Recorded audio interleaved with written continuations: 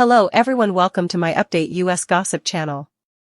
Meri Brown had promised herself that she would walk into that Arizona courtroom with grace, composure, and the kind of dignified silence she'd always been known for, but the moment Christine's surprise legal filing was read aloud, those bold, piercing words echoing off the polished wooden walls like accusations carved in stone, every ounce of Meri's restraint shattered. And the courtroom was instantly electrified with tension thick enough to cut with a blade. She rose from her chair so fast that Robyn flinched beside Kody, who sat frozen, mouth half open as if he'd been struck across the face by a truth he never saw coming, while Christine sat perfectly still, hands folded neatly in her lap, her lawyer's paperwork still warm from being delivered to the judge just moments earlier, a filing none of them expected. A filing that accused Kody and Robyn of orchestrating a years-long financial misrepresentation of the family's assets, including those associated with the now infamous Coyote Pass, and in that moment Meri felt her entire world flip upside down because for years she'd been painted as the lonely outsider, the emotionally needy burden, the woman clinging to a marriage that had long since died, and yet now Christine of all people, was revealing the truth Meri had been screaming inside herself for a decade. That there had been inconsistencies, secrecy, manipulation, money moved from one account to another under the guise of family protection, and a pattern of behavior that left Meri not just isolated emotionally but financially vulnerable, and before she even realized what she was doing, Meri's voice erupted through the courtroom like a lightning strike, her words cracking through the air with a fury she had never allowed herself to unleash in front of Kody before. You did this to us. You lied to all of us. Don't you dare sit there pretending you didn't know. And the entire courtroom gasped as Kody jerked forward in his chair, his usual bravado collapsing into bewildered panic, his hands twitching as if he could grab the accusations out of the air and crush them before anyone else heard them, while Robyn pressed a shaking hand over her mouth, eyes wide, mascara smudging as she struggled to contain the tears that came whenever pressure closed in on her, whispering to her attorney, shaking her head repeatedly, insisting she had never been part of anything deceptive, that she didn't understand why Christine would twist the truth like this, but Christine's lawyer simply raised a hand and continued reading, outlining instances where financial decisions were allegedly made without proper consensus, where paperwork showed signatures from some wives but not others, where certain parcels of land were shifted into different categories before the family restructuring, and as Meri paced like a storm unleashed, her heels striking the floor with the intensity of thunder, she didn't care that the judge was watching her with a stern, cautionary glare or that the bailiff took a subtle step forward as if preparing to intervene, because all she could see was the man who had once promised her forever sitting 2 tables away pretending to be blindsided, pretending he didn't recognize the numbers and dates highlighted on the legal documents Christine had just filed, pretending that Christine had fabricated the entire thing out of bitterness. When Meri knew full well, and had known for longer than she liked to admit, that something had been wrong with the way Kody and Robyn handled money ever since they became the last functioning couple in the family, and the tension rose to its peak when Kody finally stood up, slamming both palms onto the table in front of him as he shouted back across the courtroom, his face red with anger and embarrassment, accusing Meri of feeding into Christine's agenda, saying Christine had been out for revenge ever since she walked away, and that this filing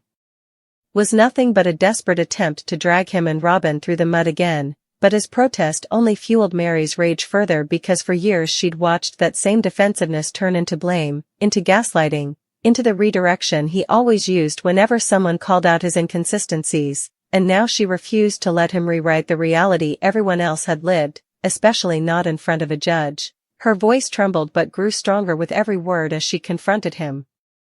reminding him of the emails she'd sent that went unanswered, the financial statements that never arrived, the discussions that were suddenly forgotten, the promises of transparency that never materialized, and when Robyn finally rose to speak, voice quivering, insisting she had always tried to keep the peace, that she had only ever wanted a unified family, Meri spun toward her so sharply that even Christine seemed startled, and the courtroom fell into a stunned silence as Meri, shaking with fury and years of swallowed hurt, declared that peace was never what Robyn wanted, that control had always been the goal, that every tear, every tremble, every claim of victimhood had been used to shield her from accountability while the rest of the wives sacrificed, bent, and contorted themselves to maintain the illusion of harmony, and Robyn broke, tears streaming openly as she insisted that wasn't true, that she never manipulated anything, that she never asked for special treatment, but Meri refused to back down now that the truth was finally unbinding itself from her chest, spilling into the open where it could no longer be buried under hope and denial. Meanwhile Christine, though silent, watched with a pained but resolute expression, knowing exactly what flames she had sparked and unwilling to apologize for it, because the filing wasn't about revenge, at least not exclusively, it was about truth, about documentation, about forcing the reality they all once shared out into the light, where Kody could no longer reshape it into whatever narrative suited him, and the judge, leaning forward with a mixture of fascination and exasperation, warned everyone to regain control or risk the session being adjourned, but Meri, breathing hard, fists clenched, said she wasn't done, not after wasting so many years believing she was the problem, believing she was the emotional deadweight dragging the family down, when in fact she'd been kept in the dark while others made decisions that impacted her financial future, her stability, her entire identity within the family she'd helped build from the ground up. She revealed memories she had never spoken aloud, like the night she overheard Kody and Robyn discussing loan applications she had never been informed about, or the time allocations of the family budget shifted without explanation, or the signatures that appeared on documents she never saw, and for a moment even Christine looked shocked at the depth of what Meri had carried.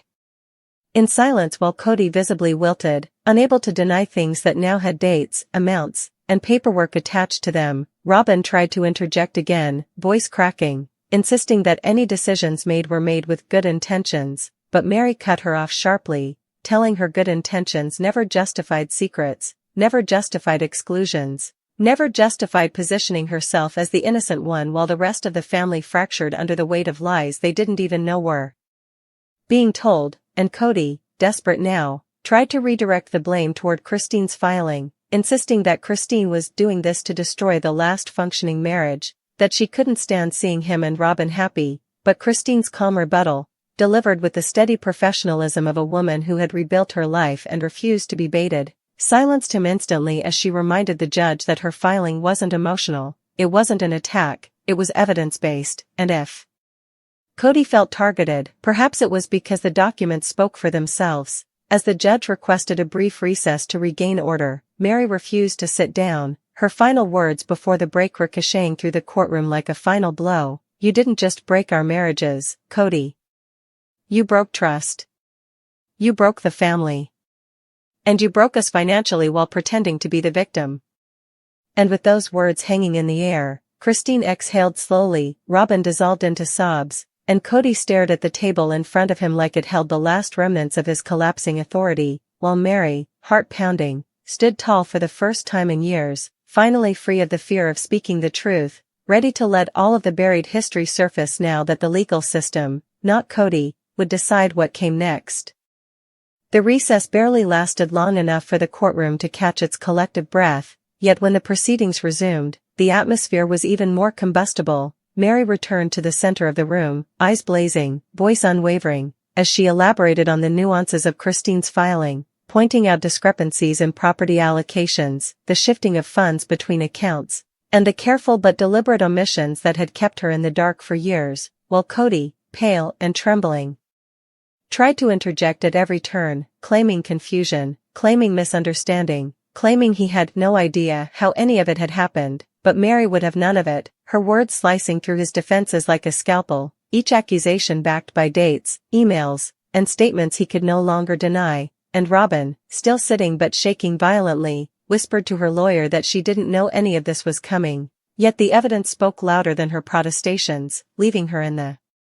crossfire between a furious ex-wife and a sister-wife turned legal warrior whose precision left no room for manipulation. As Meri recounted the countless family meetings where she had asked for transparency, where she had pleaded for clarity, only to be met with vague answers, half-truths, and, increasingly, dismissive nods that now felt like deliberate silencing, and every time she mentioned a missed signature or a document withheld, Kody flinched, his posture collapsing under the weight of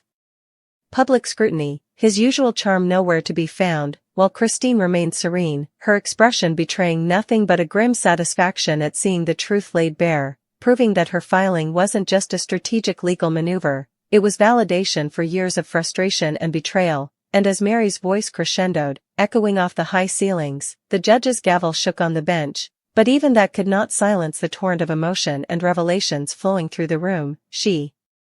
reminded everyone that for too long, the narrative had been controlled by the dominant couple, that Robyn had been positioned as the loyal, innocent partner, and she herself had been portrayed as